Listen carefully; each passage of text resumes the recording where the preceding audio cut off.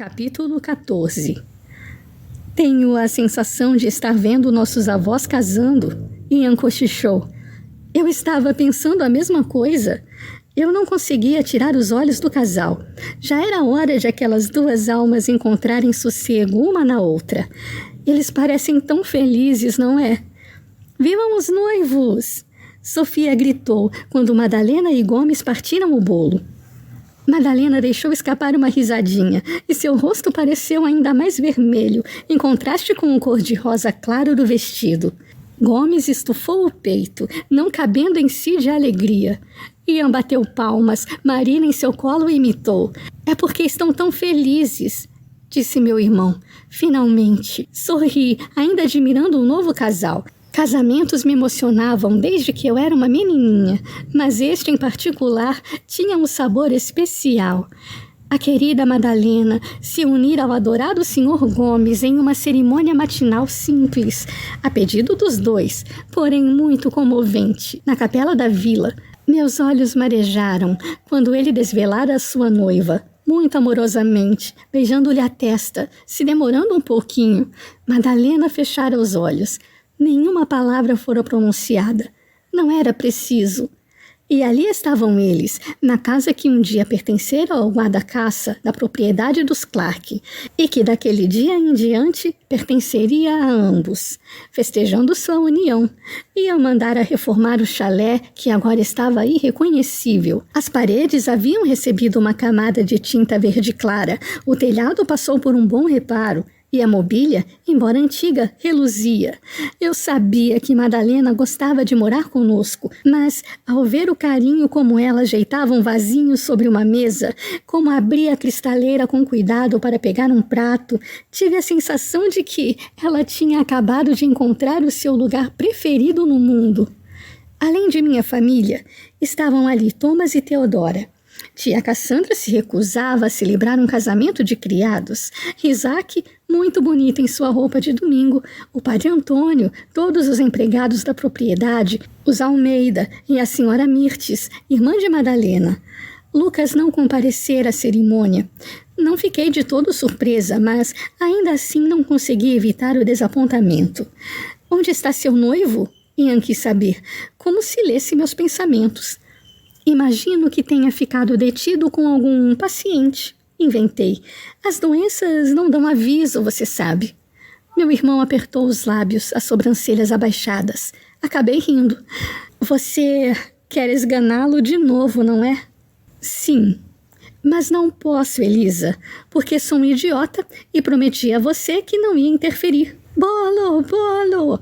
Marina, prestes a completar 1 ano, se remexeu no colo dele, até conseguir descer. A titia vai pegar para você, meu amor. Espremendo-me entre as pessoas, consegui pegar para a menina um prato com a mais deliciosa receita de Madalena. Nina se sentou no chão da pequena sala ao lado do padre Antônio e, deixando o talher de lado, comeu com as mãos, chupando os dedinhos para apanhar todas as migalhas. Lucas, meu caro, exclamou o Dr. Almeida assim que voltei a me sentar. Olhei para a porta em tempo de ver Lucas entrando, os cabelos úmidos, equilibrando uma pequena caixa debaixo do braço. Ele não sorriu para mim como fazia antigamente, mas me dirigiu uma discreta reverência. Como eu tinha sido tola! Por um momento, naquela floresta no dia anterior, quando Lucas me beijara, cheguei a fantasiar que haveria futuro para nós. Mas eu estava enganando a mim mesma. Ele fora movido pelo desejo, presumo. Atração não é o mesmo que amor. Sofia me explicara a diferença certa vez. Pode-se sentir um e não outro. O beijo de Lucas deixara claro que ele sentia atração por mim. Eu não devia confundir as coisas. Mas confundia porque, para mim, o desejo brotava do centro do peito. Almeida mais parece um pai orgulhoso que o tutor do rapaz. Ian comentou, achando graça. Não posso negar que, no que diz respeito à profissão, seu noivo seja um excelente profissional. E é muito bom ter mais um médico na vila, embora alguns não concordem comigo.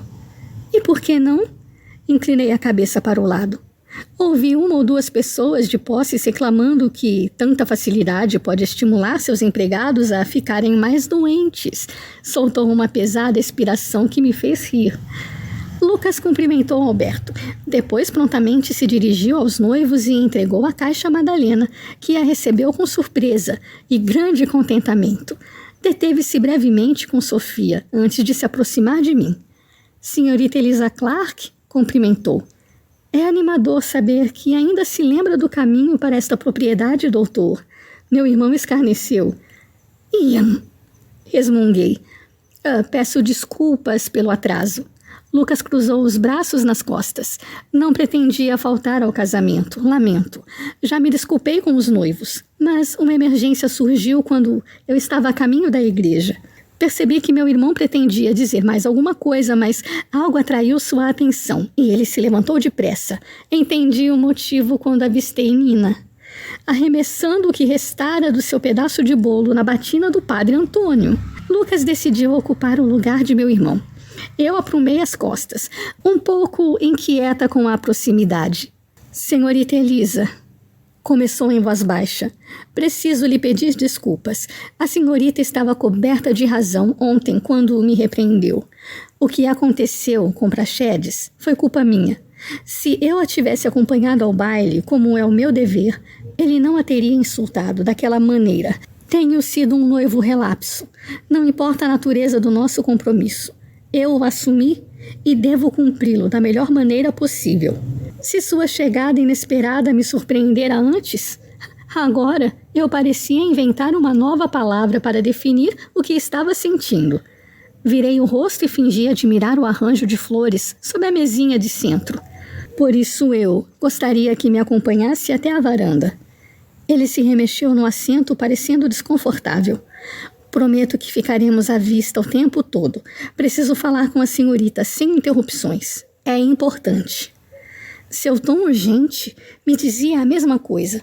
Por isso meus dedos tremiam ligeiramente quando os coloquei em sua palma, aceitando ajuda para me levantar. Torci para que ele não tivesse percebido. Quando estávamos do lado de fora, sob a sombra da varanda, onde Madalena pretendia pendurar um balanço, um miado nos fez olhar para baixo. Bartolomeu se esfregava nas botas de Lucas. Não me diga que sentiu saudades. Ele se agachou e acariciou a cabeça do gato. Olhou para cima. Como ele se comportou? Muito bem. E Marina o adorou? Enlouqueceu, talvez fosse a palavra certa para descrever a euforia de minha sobrinha ao ver o gatinho pela primeira vez. Acho que vão ser grandes amigos. Bartolomeu andou pela casa toda para se familiarizar, eu suspeito. Preparei uma cama, mas acho que ele não gostou muito porque acabou por dormir sobre uma das minhas... Eu me detive antes que pudesse concluir, enrubescendo. A curiosidade dançou nos olhos de Lucas. De suas? De minhas... anáguas. Falei por fim, com o rosto sapecando. Gato atrevido. Mas sua voz tremeu com divertimento, estragando a repreensão. Quando Bartolomeu decidiu investigar algo no quintal, Lucas se endireitou e olhou para mim com intensidade. Antes de mais nada, começou, um tanto ansioso. Quero reafirmar meu comprometimento com você. Amanhã meu advogado irá até a sua casa para que você assine o contrato de noivado. Eu já assinei. Isso devia ter acontecido há muito tempo, mas, por causa da doença da senhora Clark, pensei que o momento fosse pouco oportuno. Mas a razão pela qual pedi que me acompanhasse até aqui é outra. Ele inspirou fundo. Eu preciso ir para a Itália. O quê? Por quê? Lucas retirou um papel do bolso e me entregou. Reparei que o nó de seus dedos estavam esfolados. O que aconteceu com sua mão, doutor? Sua face reluziu com um brilho de satisfação. Nada com que deva se preocupar. Ele apontou com a cabeça o papel que eu segurava. Leia. Depois de desdobrar o papel, fiz o que ele pediu. Meu caro Lucas, fiquei muito intrigado com sua carta. Espero que em sua próxima missiva tenha a bondade de me explicar de onde tirou tantos vocábulos curiosos. De todos os que usou, o único de que já ouvi falar é micro-organismos. Um entomologista italiano chamado Agostino Bassi estuda os bichos da seda há muitos anos e chegou a uma espantosa conclusão. Embora ainda não tenha conseguido provar sua tese, é do meu antigo professor de anatomia, esclareceu. O doutor Magnus Couto se mudou para Veneza faz pouco tempo. Creio que saiba que fiquei particularmente interessado naquele remédio que salvou a vida da senhora Clark, não? Sim, eu notei. Embora interessado não fosse a palavra que eu usaria para descrever o que tinha acontecido. Desde então, eu não paro de pensar nisso, senhorita Elisa. Ele deu alguns passos fitando as tábuas corridas do assoalho. Aquele livreto me é completamente estranho, ainda que eu reconheça alguns poucos termos médicos. Andei falando com algumas pessoas sobre ele. Você andou? Eu interrompi, alarmada. Você mostrou para alguém? Disse onde o conseguiu?